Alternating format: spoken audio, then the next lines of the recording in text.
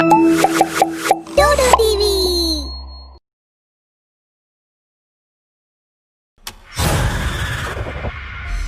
एक गांव था जहां लोग रविवार के दिन घर से बाहर निकलने से डरते थे, क्योंकि उस गांव में एक भूतिया मिठाई वाला था। वह जब भी गांव में घूमता तो उसकी मिठाई की खुशबू पूरे गांव में फैल जाती थी। खुशबू से लोग आकर्षित हो जाते थे और फिर वह मिठाई वाला लोगों को उठाकर मिठाई की दुकान में ले जाता और मार देता। इसलिए रविवार के दिन लोग घर की खिड़की दरवाजे अच्छी तरह बंद करते थे ताकि मिठाई की खुशबू घर में ना आ सके। रमेश नाम का लड़का 15 साल बाद अपनी दादी के पास आया था, जो बचपन में ही शहर चला गया था। दादी, मैं अपने दोस्तों से मिलने जा रहा हूँ। हाँ ठीक है, पर जल्दी आ जाना। ठीक है दादी, मैं जल्दी आ जाऊंगा। और वैसे भी अब मैं बच्चा नहीं रहा। अरे तू कितना बड़ा हो जा, मेरे लिए तो तू बच्चा ही रहेगा। इसके बाद रमेश घर से निकलकर दोस्तों से मिलता है और कहता है, भाई राजू, बबलू, हम बहुत सालों बाद मिल रहे हैं। चलो कल कहीं घूम कर आते हैं। वैसे भी कल रविवार है तो सबकी छुट्टी होगी। नहीं नहीं भाई, कल हम कहीं नहीं जा सकते। लेकिन क्यों? अरे भाई, गांव में एक भूतिया मिठाई वाला है। जो भी उसकी मिठाई की खुशबू सूंघ लेता है उसका सीधा राम नाम सत्य हो जाता है। इसलिए तुम भी रात को खिड़की दरवाजे अच्छे से बंद करके सोना, समझे? हाँ चलो भाई, अब घर चलते हैं। यह कहकर राजू और बबलू वहाँ से चले जाते हैं। अरे ये भी ना कैसी कैसी बातें करते हैं, बोल रहे हैं मिठाई की खुशबू। लेकिन कुछ तो बात जरूर है, मैं अपनी दादी से जाकर पूछता हूँ। इसके बाद रमेश घर आकर दादी को सब बताता है जो उसके दोस्तों ने कहा था। दादी, पता है आज मेरे दोस्त कुछ अजीब ही बात कर रहे थे। रविवार, मिठाई, क्या माजरा है इन सब का? रमेश भूतिया मिठाई वाले के बारे में और जानना चाहता था, लेकिन दादी ने रमेश की बात को बीच में ही काट दिया। इसके बारे में फिर कभी बात करेंगे, अभी रात बहुत हो गई है, तू जाकर सो जा। फिर रमेश अपने कमरे में चला जाता है। रमेश भूतिया मिठाई वाले की बातों पर ज्यादा भरोसा नहीं करता और खिड़की खुली रखकर ही सो जाता है। और आधी रात होते ही भूतिया मिठाई वाला हाथ में मिठाई की प्लेट लेकर गांव में घूमने लगता है। गांव वालों, खिड़की खोलकर जरा हमारे भी दर्शन कर लो। हम भी तो तुम्हारे मेहमान हैं, एक बार तो दर्शन कर लो। लेकिन किसी का भी घर खुला नहीं होता है तो वह कहता है, कोई बात नहीं, मैं खुद देखता हूँ कि आज किसका नंबर लगने वाला है। ऐसा तो हो नहीं सकत है, कोने न कोने का तो लेबे के रहेंगे, बता रहे। तभी उसकी नजर रमेश के कमरे की खुली खिड़की पर पड़ती है। फिर मिठाई की खुशबू खिड़की से होते हुए रमेश के कमरे में पहुंच जाती है और खुशबू सूंघते ही रमेश आकर्षित हो जाता है। क्या खुशबू है! खुशबू इतनी अच्छी है तो मिठाई कितनी अच्छी होगी। वाह! रमेश खुशबू के साथ घर से बाहर आने लगता है और रमेश जैसे ही घर से बाहर आता है, वह मिठाई वाला भूत उसे दबोच लेता है और उठाकर दुकान में ले जाता है। चलो एक शिकार तो मिल ही गवा। यह सब देखकर रमेश सूखे पत्ते की तरह कांप जाता है। मुझे मत मारो, मुझे जाने दो, गलती हो गई, मेरी बुद्धि खराब हो गई थी। जो खिड़की खुली रखकर मैं सो गया था। भूत भाई, मैं आपकी दुकान में झाड़ू पोछा कर लूंगा, पर मुझे जाने दो। नहीं नहीं नहीं, अब कोई फायदा नहीं, क्योंकि जब तक मैं पूरे गांव को खत्म नहीं कर देता मुझे शांति नहीं मिलेगी। रमेश उसके आगे बहुत गिड़गिड़ाता है, पर वह एक नहीं सुनता और अपने बड़े नाखून रमेश की छाती में घोंपने ही वाला होता है कि अचानक उसे रमेश का एक ताबीज दिखता है। ताबीज देखते ही मिठाई वाला भूत हड़बड़ा जाता है। ये ताबीज तुम्हारे पास कहाँ से आया? ये ताबीज मुझे अपनी माँ ने दिया है। ये मेरे माता पिता की आखिरी निशानी है। रमेश की यह बात सुनते ही भूत की आंखों में आंसू आ जाते हैं। ये ताबीज मेरा है और मैं तुम्हारा पिता हूँ। रमेश भूतिया मिठाई वाले की बात समझ नहीं पाता है तो वह बताना शुरू करता है। आज से बहुत साल पहले गांव में मेरी मिठाई की दुकान हुआ करती थी। मेरी मिठाई के चर्चे गांव-गांव तक फैले हुए थे। इसी बीच सरपंच के बेटे ने भी मिठाई की दुकान खोली, लेकिन वो कम स्वादिष्ट मिठाइयां ज्यादा दाम में बेचता था, इसलिए उसकी कमाई नहीं होती। उसके बाद वो मुझे रास्ते से हटाने की योजना बनाने लगा और एक दिन उसने मुझे मेरी दुकान के साथ ही जलाकर मार दिया। उसके बाद से आज तक मैं उसको मारने का इंतजार कर रहा हूँ। पिताजी, आपकी मौत सरपंच के बेटे की वजह से हुई है, तो आप गांव वालों को क्यों मार रहे हो? जब मेरी दुकान में आग लगी थी तब किसी ने मेरी मदद नहीं की, इसलिए मैं इन सबको मार दूंगा। लेकिन मैं अभी तक सरपंच के बेटे को मारकर बदला पूरा नहीं कर पाया हूँ, क्योंकि वो अपने घर को हमेशा बंद रखता है। पिताजी, मैं इसमें आपकी मदद कर सकता हूँ, लेकिन आप गांव वालों को कुछ नहीं करेंगे। भूतिया मिठाई वाला रमेश की बात मान लेता है और फिर रमेश पूरी योजना बताता है। और एक रात को योजना के अनुसार रमेश कुछ मिठाई लेकर चुपके से सरपंच के घर में मिठाई रखाता है। और कुछ देर बाद सरपंच का बेटा मिठाई की खुशबू से आकर्षित हो जाता है और घर से बाहर आ जाता है। अब तुझे मारकर मैं अपना बदला पूरा करूंगा। लेकिन तुम मुझे मारना क्यों चाहते हो और इस रमेश को कुछ क्यों नहीं कर रहे? क्योंकि हमार कातिल तुम हो। ये गांव वाले तो निर्दोष हैं। मैं कौन हो तुम? इसके बाद वह भूत अपने असली रूप में आ जाता है। गजोधर तुम? ठीक पहचाने, गजोधर। देखो, माफ कर दो, मुझसे बहुत बड़ी गलती हो गई थी। मगर भूतिया मिठाई वाला उसकी एक नहीं सुनता और उसे मार देता है। उसके बाद से उसने किसी को भी कभी परेशान नहीं किया और लोग रविवार को भी घर से बाहर निकलने लगे। तुम्हारी आंखें कितनी सुंदर हैं। लगता है मुझे तुमसे प्यार हो गया। अच्छा, अब क्या ख्याल है? सर्दियों का मौसम था और मनाली में होती बर्फबारी का आनंद लेने के लिए एक प्रेमी जोड़ा पहुंचा। इंदौर के रहने वाले इस कपल के बीच बहुत प्यार था। कितना मजा आ रहा है ना सिमरन, है ना? तुम्हें काम से फुर्सत कहाँ मिलती है? मैं तो कब से कह रही थी कहीं घूम कर आते हैं। एक दूसरे पर बर्फ फेंकते हैं थोड़ी देर। मैं तो थक गई यार, चलो होटल वापस चलते हैं। मैं भी थक गया और भूख भी लग रही है। दोनों होटल आ जाते हैं। लिफ्ट में उन्हें एक सुंदर लड़की मिलती है। राहुल और सिमरन दोनों उस लड़की को बहुत गौर से देख रहे थे। कुछ ही देर में वे दोनों अपने कमरे में पहुंच गए। वो लिफ्ट वाली लड़की तो कितनी सुंदर थी ना, है ना? हाँ, तुम्हें तो बस मौका चाहिए। लेकिन मुझे उस लड़की को देखकर किसी की याद आती है। किसकी याद? सिमरन शीशे के सामने बैठकर अपना मेकअप ठीक करते करते।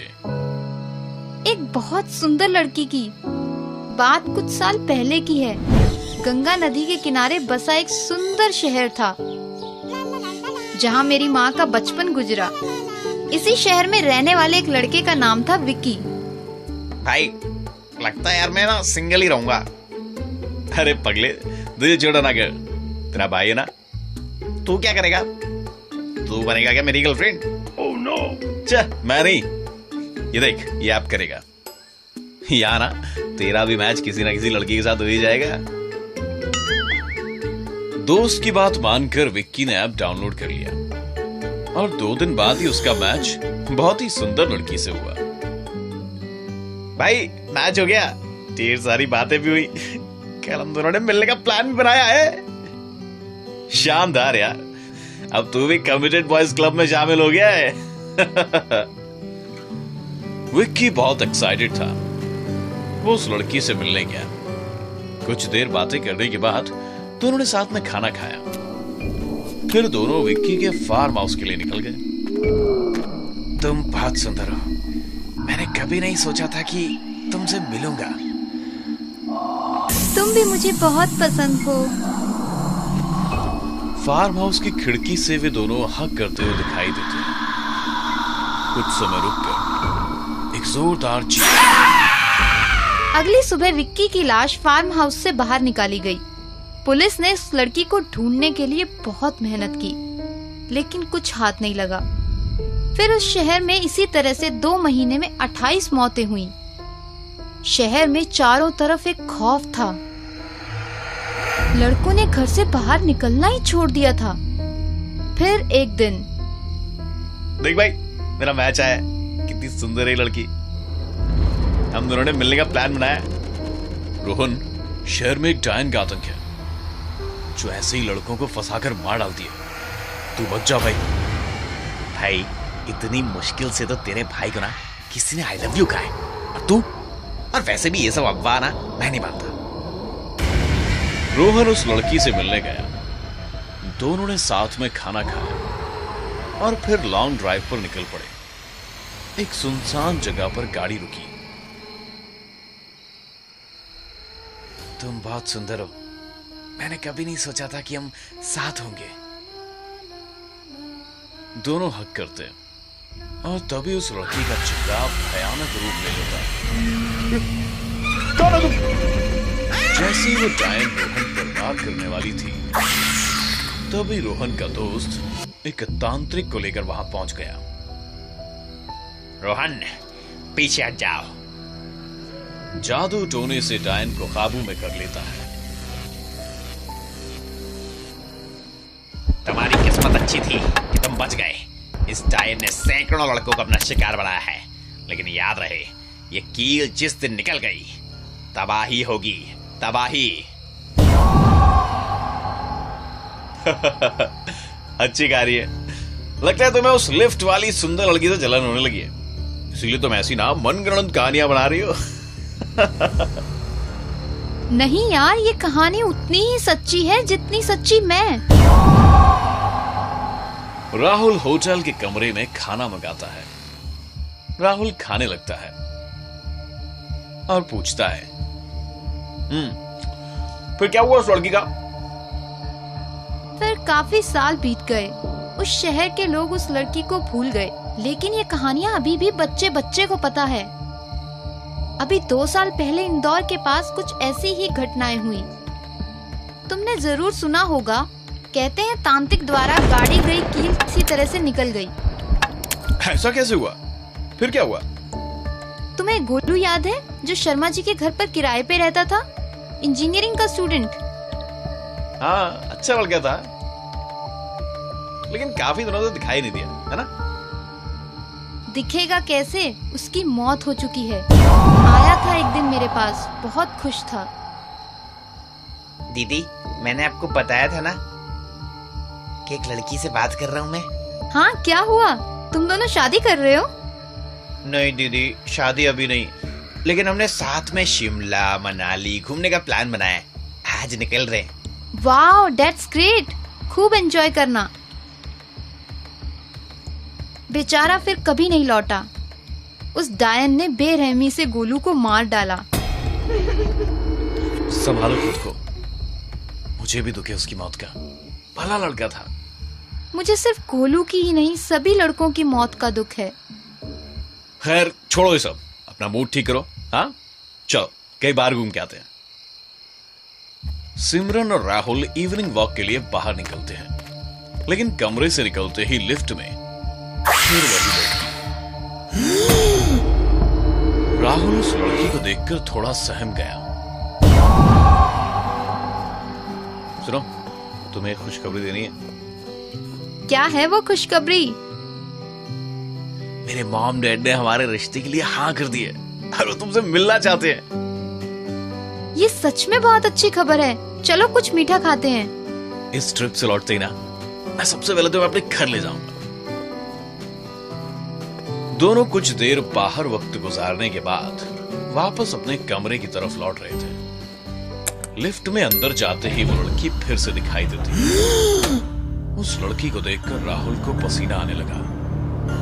जैसे तैसे लिफ्ट उनके फ्लोर पर पहुंची और राहुल और सिमरन तेजी से भागते हुए कमरे में घुसकर दरवाजे को बंद कर देते।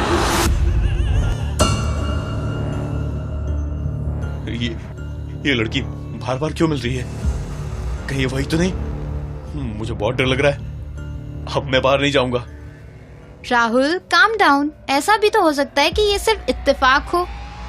सिमरन, जितनी बार भी हम कमरे से बाहर थे हर बार मिली है वो। ये इत्तेफाक नहीं होता। तुम्हारी कहानी वाली लड़की का फिर क्या हुआ? क्या वो पकड़ी गई? पता नहीं, काफी समय से कोई मामला सामने नहीं आया। शायद किसी तांत्रिक ने वह कील उसके सिर में फिर गाड़ दी होगी, या क्या पता अभी भी किसी शिकार की तलाश में हो। जैसे तैसे सिमरन राहुल को शांत करती है। राहुल कुछ देर शांत होकर लेट गया और सिमरन उसके चेहरे पर प्यार से हाथ फेरने लगती है। तुम आराम करो, मैं ये मेकअप उतार लेती हूँ। लाओ, ये मैं करता हूँ। अच्छा जी, ये मेहरबानी क्यों? हम तो हमेशा आप ही की खिदमत में जनाब। मस्का। मेकअप साफ करते हुए, तुम्हारी आंखें बहुत सुंदर हैं। जी करता है इन्हीं में खो जाऊं। बालों में कंघी घुमाते हुए, तुम्हारे बाल एकदम रेशमी। कहते कहते राहुल कंघा सिमरन के बालों में चला रहा है, तभी कंघा बालों में फंस गया और जोर लगाने पर कील निकल पड़ी।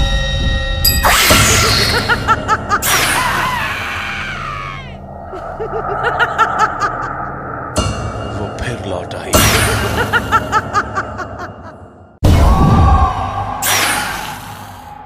मैं मुंडन नहीं करवाऊंगा माँ, स्कूल में दोस्त चिढ़ाएंगे। कराना पड़ेगा बेटा, देख पापा ने भी कराए हैं। कुछ भी हो, मैं नहीं कराऊंगा। गोलू स्कूल के लिए निकल गया। रुको बच्चे, जिंदा रहना है तो मुंडन करवाना होगा।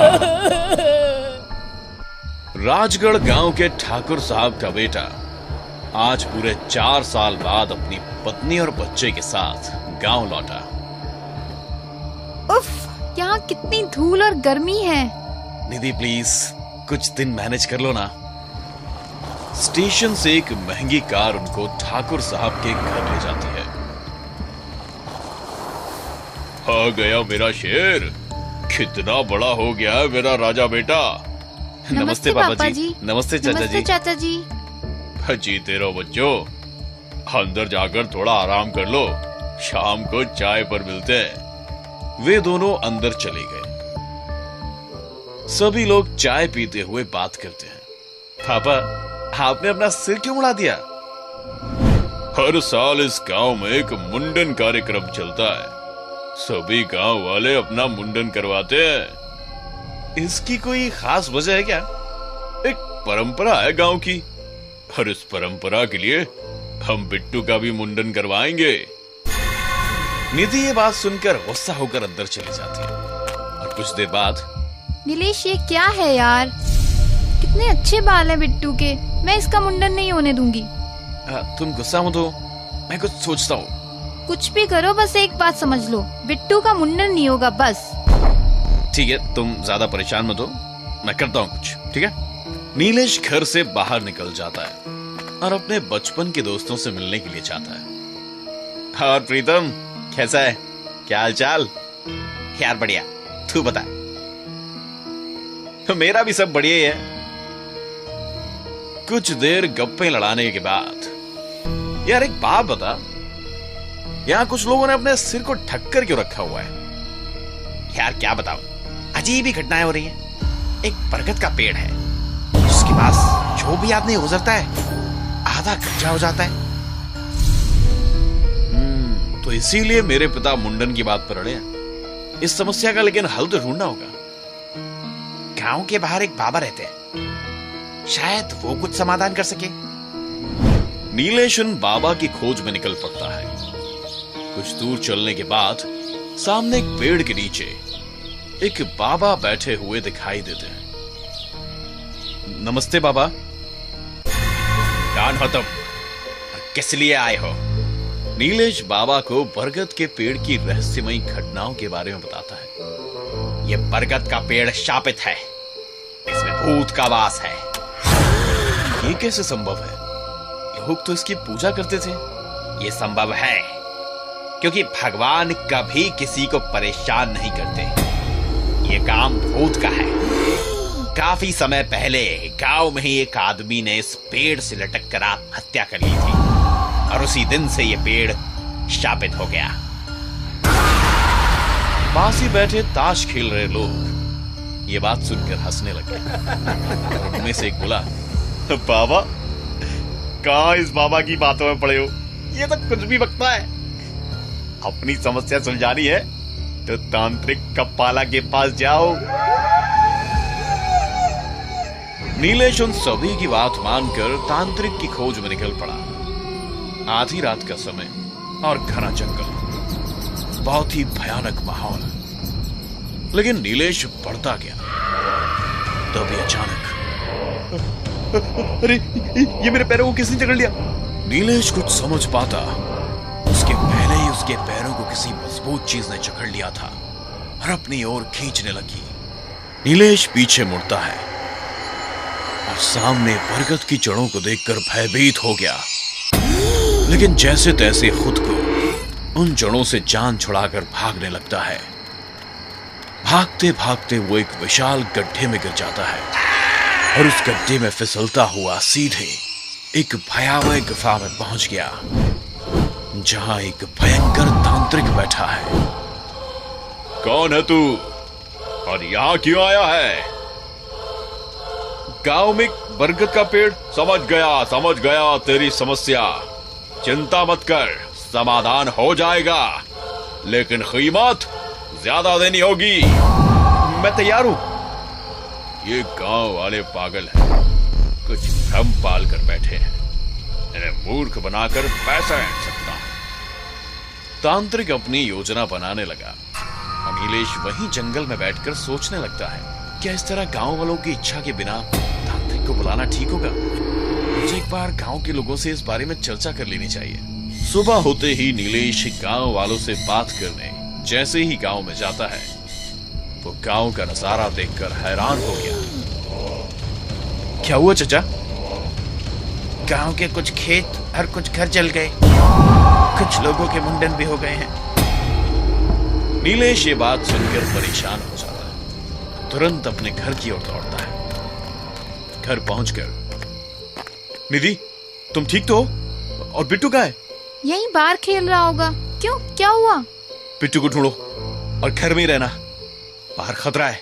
लेकिन हुआ क्या और तुम इतने परेशान क्यों हो? नीलेश निधि को पूरी घटना बता देता है। ये क्या हो गया नीलेश? अब ये सब कैसे सुलझेगा? मैं कुछ कोशिश करूंगा, तुम बिट्टू को ढूंढो जल्दी। निधि अपने बच्चे को ढूंढने में लग गई और दूसरी तरफ नीलेश बाबा को बुलाने के लिए दौड़ पड़ा। बाबा, हमारे गांव को बचा लो। ये मुसीबत तुमने खड़ी की है, तुम्हें उस तांत्रिक के पास नहीं जाना चाहिए था। अब तुम्हारी गलती का हर जाना सारे गांव को भुगतना पड़ेगा। बाबा, मुझे अपनी गलती का एहसास है, आप कुछ भी करके हमारे गांव को बचा लीजिए ना बाबा।